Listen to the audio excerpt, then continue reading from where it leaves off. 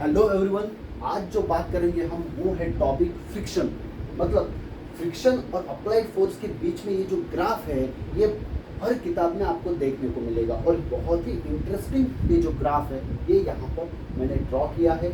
यहाँ पर आप देखेंगे कि ये एक सिंगल लाइन है, ओ से लेके ए तक, बाद में ए से भी थोड़ा कर्व होता है, डाउन होता है, बी से लेके सी अगेन स्ट्रेट लाइन होता है। ये बहुत ही सिंपल तरीके से ये ग्राफ ड्रॉ किया है और ये ग्राफ जो है ये फ्रिक्शन फोर्स और अप्लाइड फोर्स के बीच में है। ठीक है, फ्रिक्शन फोर्स जो ऑब्जेक्ट, अगर मैं किसी ऑब्जेक्ट को पुश करूंगा तो वो जल्दी आसानी से मूव नहीं होगा।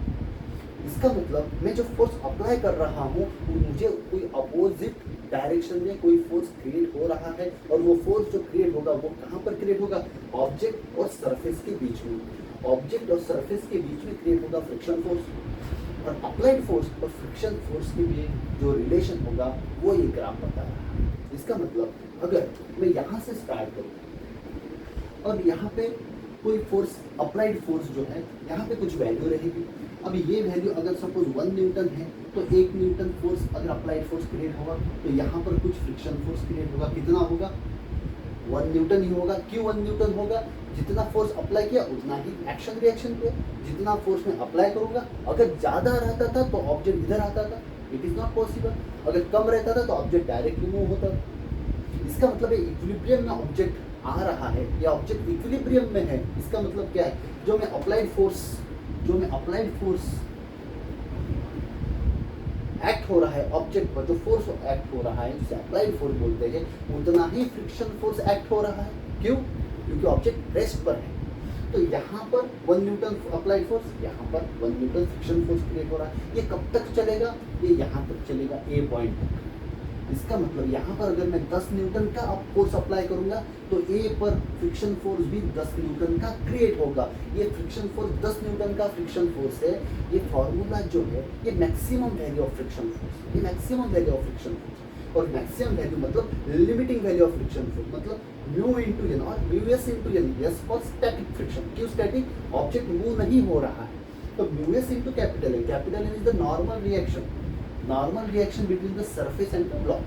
ठीक, तो mu S into capital N ये जो फॉर्मूला है ये limiting value of friction force है। इसका मतलब इसके ऊपर अगर मैं फोर्स अप्लाई करूँ तो फ्रिक्शन क्या कहेगा कि मेरी लिमिट खत्म हो गई है, फ्रिक्शन फोर्स जो है वो आगे नहीं बढ़ेगा, उसकी वैल्यू नहीं बढ़ेगी।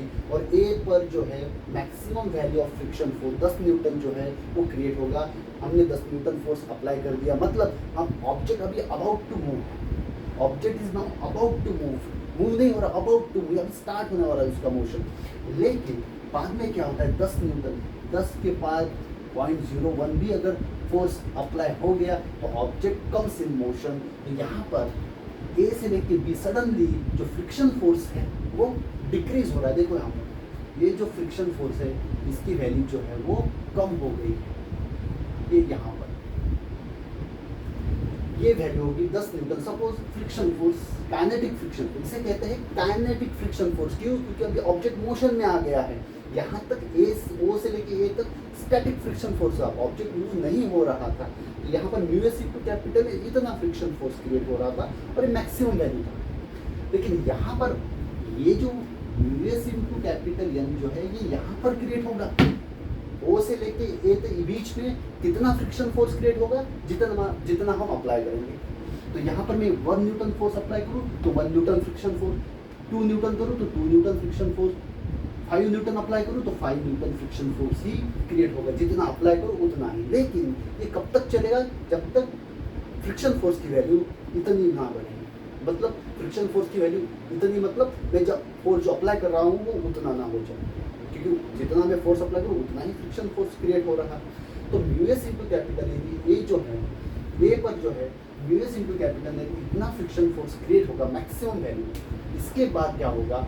बी से लेके सी तक म्यू के इंटू एन, म्यू के इंटू कैपिटल एन इतना फ्रिक्शन फोर्स क्रिएट होगा। काइनेटिक फ्रिक्शन फोर्स है जिसे कहते हैं काइनेटिक फ्रिक्शन फोर्स।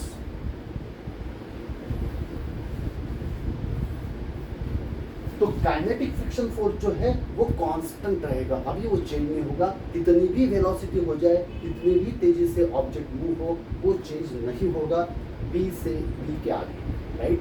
तो बी से आगे म्यू के इंटू कैपिटल एन, जिसकी वैल्यू सपोज 8 न्यूटन है, और ए पर maximum value of friction force, और जो वैल्यू म्यू जो है कोएफिशिएंट ऑफ फ्रिक्शन, जो डिपेंड करता है ऑब्जेक्ट और सरफेस के बीच में इस प्रकार का सरफेस कॉम्बिनेशन क्या है, वुड प्लास्टिक है, रबर वुड है, रबर और ग्लास है, वुड और ग्लास है, वो डिपेंड करेगा म्यू की वैल्यू क्या। ओके, तो ये थोड़ा सा मैंने आउटलाइन दिया है इस ग्राफ के बारे में। बाद में नेक्स्ट वीडियो में हम स्टैटिक और काइनेटिक फ्रिक्शन इन दोनों में क्यों चेंजिंग वैल्यू है, यहाँ पे स्टैटिक फ्रिक्शन यहाँ तक, बाद में म्यू के वैल्यू क्यों चेंज हो रहा है, क्यों थोड़ी सी वैल्यू डिक्रीज होती है, हमें नेक्स्ट वीडियो में हम देखेंगे। Thank you everyone.